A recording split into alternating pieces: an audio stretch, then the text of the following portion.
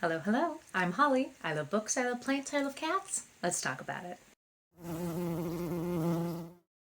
Today, I got 3 books to recommend that are all about witches and mystery and magic, and all of them are in more of a summer setting, so just perfect for a Summerween lineup. As always, my videos will go beyond just the blurb of the book. I will be talking a little bit more in depth, but not giving away any spoilers unless I give a huge warning. So if you want to go into these books with absolutely a blank slate, come back later, and maybe after you've read them, see what you think. But if you want to know the kinds of things I think are the extra tidbits to know whether or not a story is really for you, listen on. Briar Book of the Dead by A.G. Slatter. A fantastic female-centered story of power and magic and witchcraft. The setting is Silverton, a town that is basically overseen by a generational family of witches. Normally, in the greater context of the world, witches are not an okay thing. However, this town sits on the divide with the Darklands, so the higher-ups and powers that be are kind of looking the other way so long as the witches keep the darkness at bay. However, the sudden death of the matriarch puts everything into a bit of turmoil.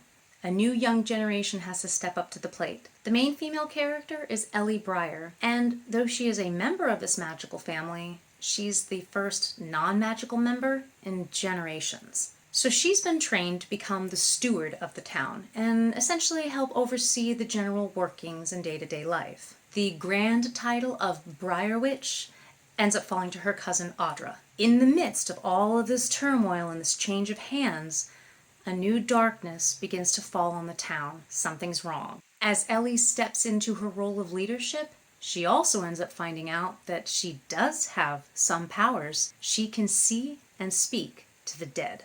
This new power opens up a whole new can of worms because she starts to find out some very dark secrets about the family, and a greater mystery begins to unfold. The rest of the journey is about Ellie finding out the truth, discovering the mystery, working through the deception and death to reclaim the balance over the land and the balance in her own family. It's a great story centered on finding one's own power and strength and trusting oneself. It's a great world that's created with a lot of great, strong female characters. The next recommendation is Uprooted by Naomi Novik. I have some pros and cons on this one, but overall, the winning glory of this book is the ending. This story is based on Polish folklore. The main character is Agnieszka. I believe that's how you say it. Agnieszka is a quiet, humble peasant girl living in a town that is overseen and protected by this grand wizard known as the Dragon. And essentially his job is to keep the wood at bay. The wood is the winning character here for me. It is this menacing, creeping presence, and I love a story where nature is fighting back, where nature is its own entity and power.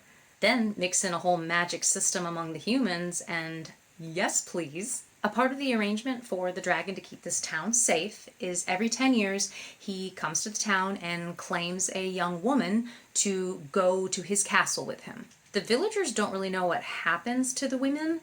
It's just an understanding that every 10 years, one of them is taken away. It's known they don't die, but why do none of them want to come back to the town? So, we're at the 10-year mark. The dragon is coming to pick out his next young lady to bring back. Everyone assumes it's going to be another member of the community, and wouldn't you know, he picks Agnieszka. It's not really giving anything away to say that Agnieszka ends up discovering she does have some power, some magical intuition, something in her that had laid dormant. She had no idea. This latent power the dragon sensed, and that's why he picked her. A part of the story is her journey to learn her magical power, and she's under the tutelage of the dragon. However, I really cannot recommend this book because of that. I actually found the dynamic between those two very problematic. The dragon was such a jerk.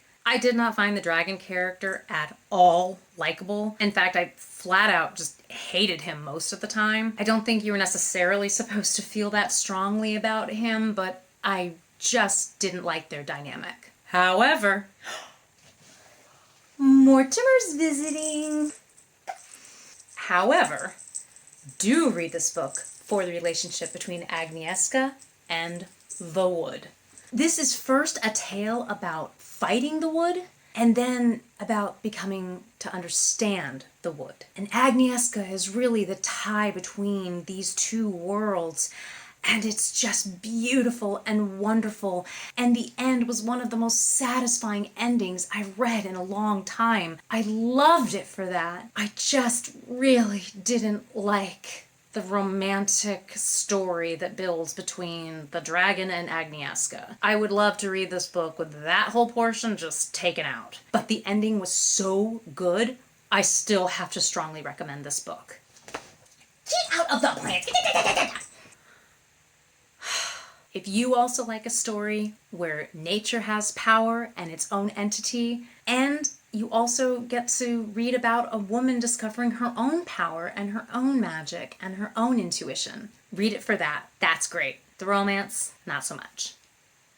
I know I haven't done many videos yet, but T. Kingfisher is probably mentioned in half of them so far, so surprise!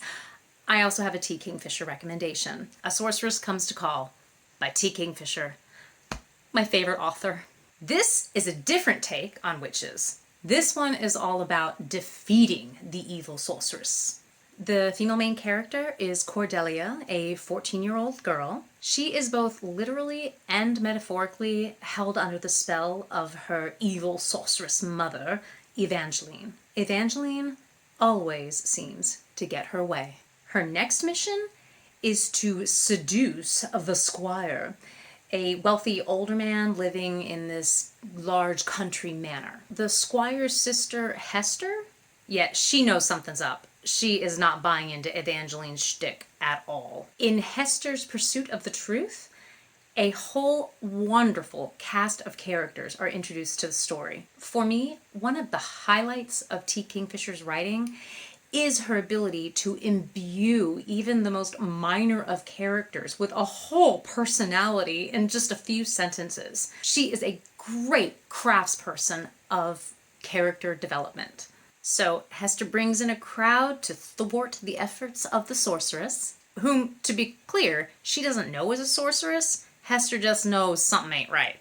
Join in the fun as they try to outmaneuver Evangeline at her own game. So that's my 3 recommendations of great books to read in the summer that are going to give you all the wonderful, magical, witchy vibes, great universe building, great character development, lots of strong female characters. So go forth, be magical. If you have any comments, write them below. Otherwise, have a great day. Bye.